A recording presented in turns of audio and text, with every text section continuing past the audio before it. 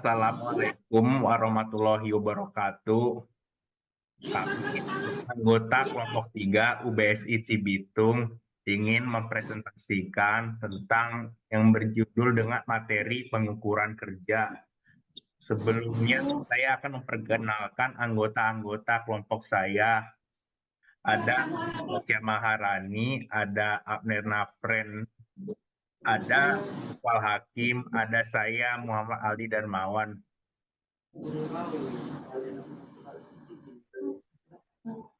Sebelumnya slide 3 ini akan dibacakan oleh Anastasia Maharani yang berjudul latar belakang pengukuran kerja. Latar belakang pengukuran kerja. Pengukuran kerja atau work measurement adalah tindakan pengukuran yang dilakukan terhadap berbagai aktivitas dalam rantai nilai yang ada pada suatu perusahaan. Hasil pengukuran tersebut kemudian digunakan sebagai umpan balik yang akan memberikan informasi tentang prestasi pelaksanaan suatu rencana dan titik di mana perusahaan memerlukan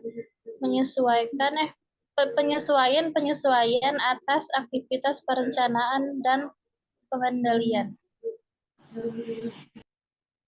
Selanjutnya akan dibacakan oleh Abner. Pengertian pengukuran. Pengukuran kerja adalah tindakan pengukuran yang dilakukan terhadap berbagai aktivitas dalam rantai nilai yang ada pada suatu perusahaan. Hasil pengukuran tersebut kemudian digunakan sebagai umpan balik yang akan memberikan informasi tentang prestasi pelaksanaan suatu rencana dan titik di mana perusahaan memerlukan penyesuaian atas aktivitas perencanaan dan pengadilan.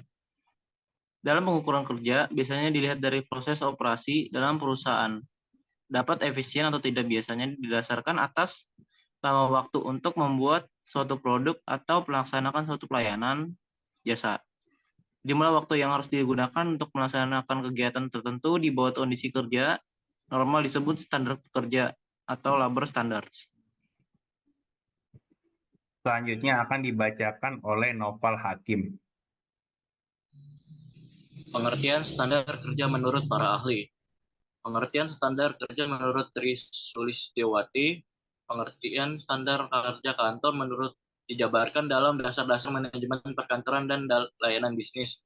Menurut Sulistiawati, standar kerja kantor adalah rancangan proses kerja yang juga dikenal dengan nama SOP. 2.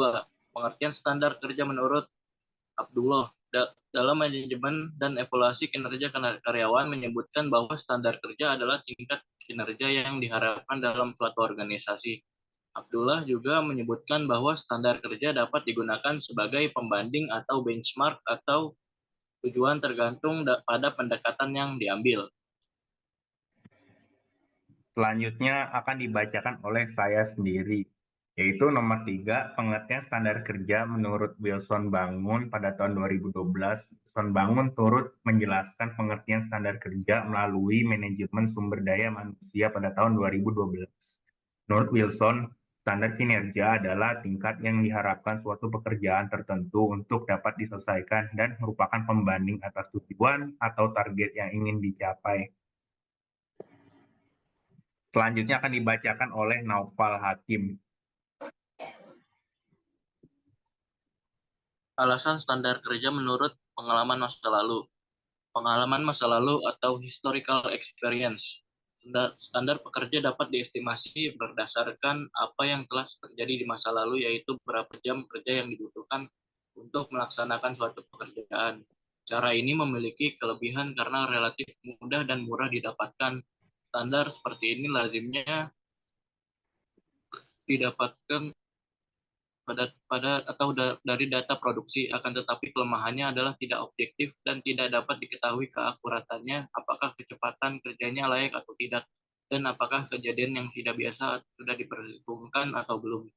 Oleh karena itu, penggunaan teknik ini tidak dianjurkan, maka 3 cara yang lain adalah yang dianjurkan.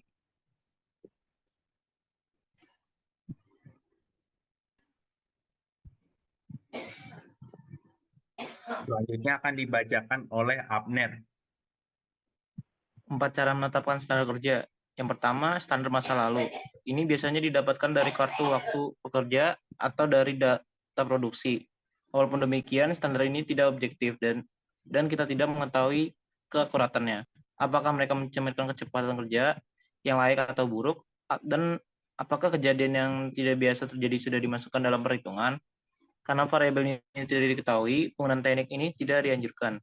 Sebagai penggantinya, studi waktu, standar waktu yang telah ditentukan, dan pengambilan sampel kerja lebih dianjurkan. Yang kedua, studi waktu atau time studies. Pengambilan waktu dengan menggunakan stopwatch atau studi waktu yang pada awalnya dikenalkan oleh Frederick W. Taylor di tahun 1881.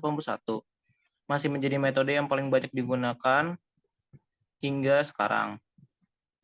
Prosedur studi waktu atau time study menggunakan contoh sampel kinerja seorang pekerja dan menggunakannya sebagai standar.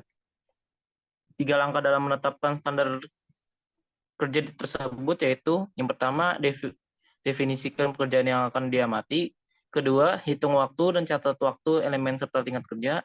Yang ketiga, hitung waktu siklus rata-rata. Selanjutnya akan dibacakan oleh Amalia Maharani. Silahkan baca. 3. Standar waktu yang telah ditentukan. Time sebagai tambahan bagi pengalaman masa lalu dan studi waktu. Standar produksi dapat ditetapkan dengan menggunakan standar waktu yang telah ditentukan. Standar manual menjadi elemen dasar yang kecil yang telah memiliki waktu tertentu berdasarkan sampel pekerja yang sangat besar. Untuk memperkirakan waktu untuk sebuah pekerjaan tertentu, faktor waktu bagi setiap elemen dasar dari pekerjaan itu dijumlahkan. Untuk dapat mengembangkan sistem standar waktu yang telah ditentukan secara menyeluruh, perusahaan membutuhkan biaya yang besar. Sebagai akibatnya, sejumlah sistem bisa didapatkan secara komersial. Standar waktu yang telah ditentukan yang paling umum adalah metode pengukuran waktu, MTM, yang merupakan produk dari MTM Association. 4. Pengambilan sampel kerja, work sampling. Metode keempat ini menempatkan standar produksi atau pekerja adalah pengambilan sampel kerja yang dikembangkan di Inggris di tahun 1930. Pengambilan sampel kerja, work sampling, memperkirakan persentase waktu yang dihabiskan oleh seseorang pekerja pada beragam pekerjaannya. Pengambilan sampel kerja membutuhkan pengalaman secara acak untuk mencatat aktivitas yang dilakukan pekerja. Sekian presentasi dari kami. Mohon maaf bila ada salah. Assalamualaikum warahmatullahi wabarakatuh.